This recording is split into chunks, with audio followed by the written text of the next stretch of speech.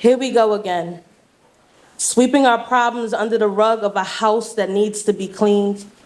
We keep the truth at its right temperature in the fridge, hang up the suspicions in the closet with the skeletons, pray for our love in the garage with all these toxic fumes so our words never come out clear.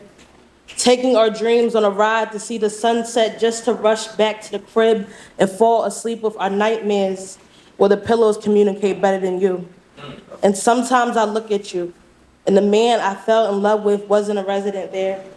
And these walls tell your fears because your tongue won't let you. This kitchen table is where we serve each other stories and contradictions. Is this how our love should be living? And I befriended the girl in the mirror that I fear most of my life. I have conversations with her that I can't have with you, and I'm begging you not to allow your demons to get comfortable on our couch. You place all your secrets you don't want anyone to find out about inside of me. I became your addict, addicted to all the ways you attempted to love me, scratching our boundaries into the floorboards, but you can never hear over the creaks. Love ain't for the weak.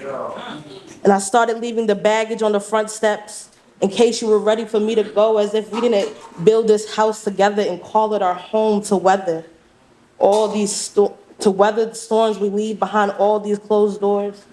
Even hurricanes fear how you leave your lovers thrown around and destroyed. And I think you should contribute more to this foundation built on top of sacrifice. Pay more attention to keeping the lights on so everyone who dares to visit can see who you really are, laying me down on top of all this fresh linen, constantly having threesomes joined by our sinning.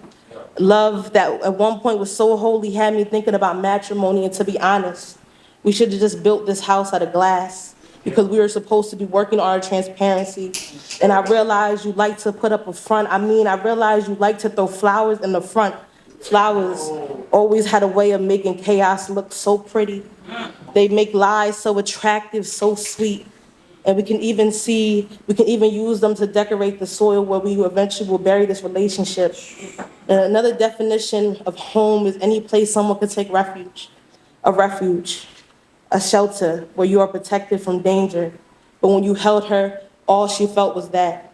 So how can we still even call this a home knowing those facts?